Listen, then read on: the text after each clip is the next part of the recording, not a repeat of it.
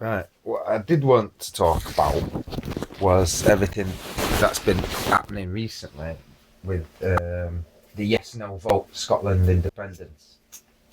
That's a bit of a talking point at the moment. Obviously, I've got my reasons for thinking what I think, but I'm not going to. Do you think? Well, I'm not going to cloud the debate because I'd like to hear what you think, if you even think anything, if it even matters. Well, it was a big diversion for me. Obviously, I know how the world is going to be united and the divisions of the world. I know all about that. Scotland separating out from the UK is obviously just a big distraction for me. But Well, from the point that if the world's united, that represents division. So you're saying that, prophetically speaking, then it wasn't a possibility. It wasn't an option on the table because all things being already written about. even if they voted that they wanted to be out of the union, that wouldn't make a bit of a difference to me in God's plan. Well, there's a part where it says, that the descendants of Ephraim shall reject at the last minute and return to God. Even thinking that England's got anything to do with Ephraim, I don't follow that. That's someone else's little bit of understanding. It's not mine. Maybe it is, but by applying it to themselves or to somebody, it's actually happened, doesn't it? I'm not going to think of it in terms of Ephraim. Ephraim's a different part of the world. Got something to do with different peoples. That it's confusion to think that is that just because some guy said it was England and America. Well, I have my own understanding. Well, who's some guy? You know that Armstrong guy. Herbert Armstrong. Yeah, that's his line of reasoning, isn't it? Not just his line of reasoning. A lot of people are using it. It's not mine, and mine's the one that I go off. That's fair enough. That's fair enough. But I am open-minded. I don't close the door to the fact that he may have some truth. Yeah, it might. It might be manifest through the fact that believing Hitler's lie, Hitler's lie became the truth, didn't it? What was Hitler's lie? Well, we know history. I'm just making a simple. I just want to make simple little analogies and get to the point quicker today. Do we know history, or do we know the conventional? Yes. Do we know history? Do we know what's been given precedence and what's been talked about more and more often? Well, let's start with baby steps first, because that in itself has just exploded everything I just said, and therefore you can't even use anything as a metaphor anymore. No. Baby steps are that baby's baby steps. You can't apply another baby's baby steps to that baby. In this case, the point is the propaganda or the propagation of lies. To make them appear as truth, and eventually making the lie a truth, is the idea of manifestation through what people think they manifest. That's what the Jews have done. Right, so by thinking everything that people think, by thinking a Scotland divided, the manifestation was Scotland trying to divide itself. However, at the last minute, I think, in some people's heads, because there's two sides to what's actually happened. One is that people say it's a fix. We've been ripped off, okay? And the other side is, well, actually, we don't know anything. We don't really know enough. If it's not broke, don't fix it. Why are we trying to do this? It's not really clear. And to be honest, here was my thought. I'll tell you what I thought. I've said, voting cannot tell you the future. But what it can tell you is your character. The issue you've decided to say yes or no for is the type of issue that every single day we should be debating as a mature human species. Hold on. There's no debate. There's the truth of how the divisions happen. Yeah, everyone's not at the same stage. It's a natural truth. When people get to know, they'll know. Yeah, but do you not need help to do certain jobs? To build the big infrastructures and things like that. If they need help to understand, communication must be. That's what we'll work on. Yeah.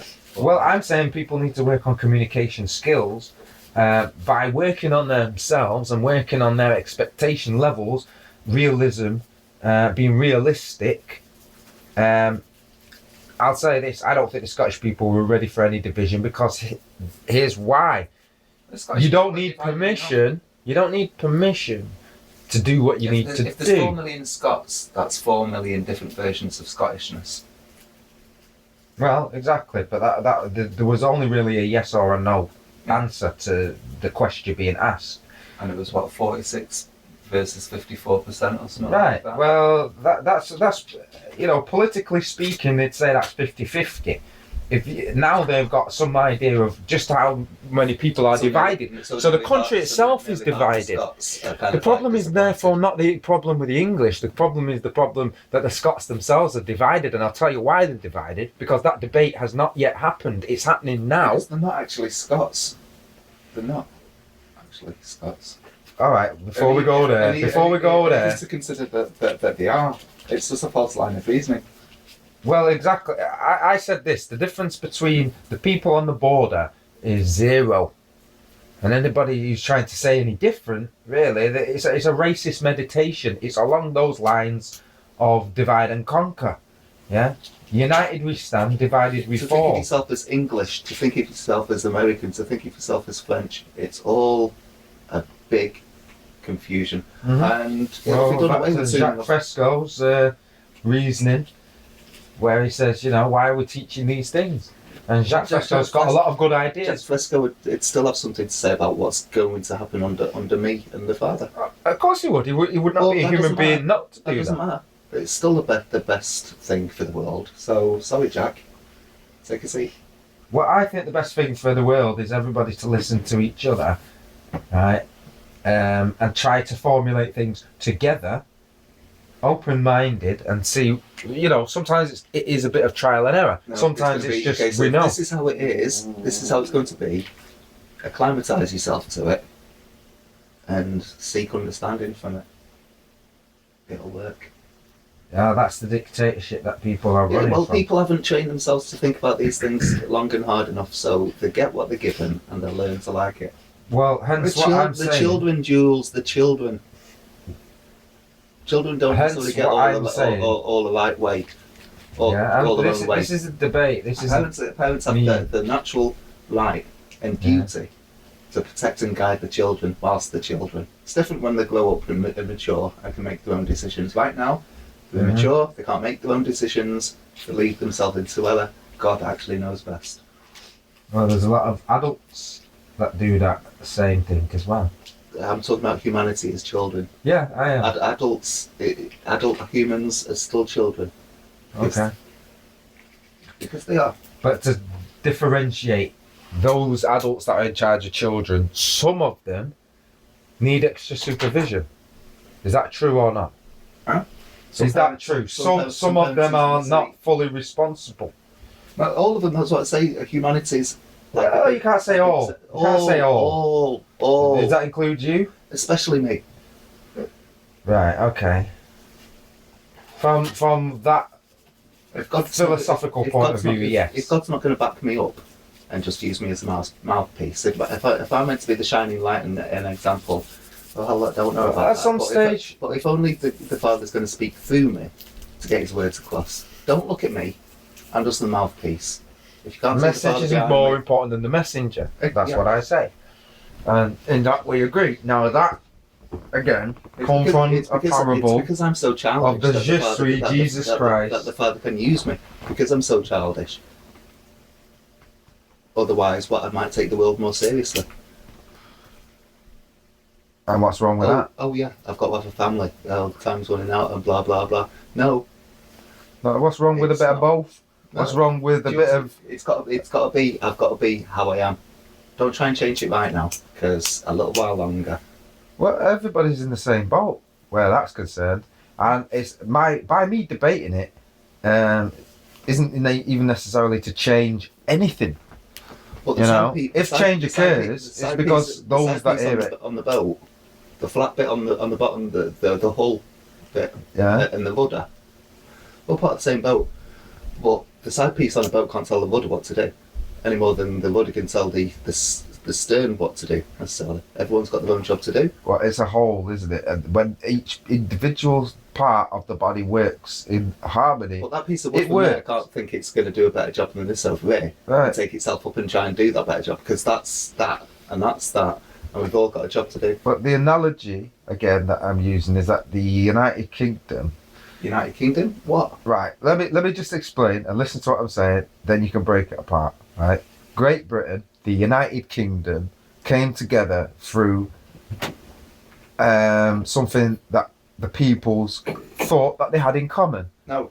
No, don't disagree before you've heard what I'm saying. This is what the myth. You have to hear the myth first. If you don't accept that there was a myth and what the myth is trying to say, then you're not really going to see the full picture. Look at the political reality of it, though. It wasn't common agreement amongst the subject peoples. It was the imposition by power. But what does it represent? Does it represent an ideal? Does it represent something to aspire to? No, there's nothing to aspire to. There's nothing to aspire to. It's raw power, political power. That's one way of viewing it. Military power. That's taking no responsibility for how it happened. It's the domination of parts of the world by one particular people, so you think of themselves as a particular people. Right, but I'm talking about solution thing. That, as far as I'm concerned, I'm here. Okay. So that means solutions can happen as far as I'm concerned.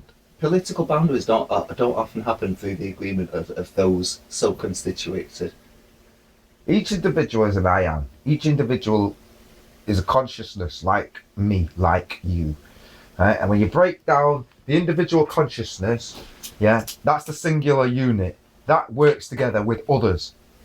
It's always been this way as long as humanity has existed. So there's two ways we could deal with the issue. One is to say everything that one set of people does is a problem and we alone have the answer. And the other is to work with those people and we all try to find an answer together. Whatever. Well, what do you see? Because I think, the people, you're not going to get rid of people unless you start getting rid of people. And that's not a solution. That turns you into them. Don't want to get rid of people. Right, so you want to re-educate. Just re-educate. Right. Now, by saying that, it sounds very Orwellian, doesn't it? It sounds like everybody's worst nightmare. Well, maybe I'll just give him something to think about. But being at the level where I'm at, anyway, I could certainly see that there's some out there that need a re-education. Yes, they do. Most people do. And it goes back to this diversion where they're looking at protesting, which isn't really setting out the nature of the complaint. It's just a big noise. Yeah. Some of these things, through development, we can get there, but how long is that going to take? And what's it really all turning into? Oh, it's a charity. Give me some money and things will be all right. So in other words, having some kind of business structure, some kind of money coming in, is that what's going to actually create it and make it happen? Because just having the idea alone and the epiphany is not enough. It is. God's enough. People have to act upon it, Faith without works. Slowly. Faith without works. And so people are just dealing with their faith and telling me how it's a religion. It all just boils down to it becomes another religion. And people get sucked into it because every time people think that this is the way out of the matrix, the people that control the matrix just get hold of it, take control and just reshape it, bit of propaganda. So they've got the money. Maybe that's all I'm just going to do, propagate a new myth. Exactly. But the power of the myth. Some people say, well, a legal fiction has no power. But at the same time, in some people, because they're recognised in it, it has every power, doesn't it? Even if the myth became reality. If it's a noble lie out of my lips, as far as I understand it, if it's a God thing, it's still a God thing. Well, to say Jesus existed and did these things. Let me finish. If some people use Jesus as an example, it could be called anything. I think people got a problem with that word Jesus. If you say Bob, if Bob come and did what people say Jesus did, people got no problem accepting Bob did it. You understand? And the reason is because they've got already some kind of stigma or mental affirmation built up in their head about what they think God can be because others have told them or others have deceived them at some point in their life, not recognising the full totality that the lesson really we'll all see what God it's an individual lesson. It's about individuals grasping it for themselves, and so therefore you have to go through certain things yourself to come out the other side with that wisdom.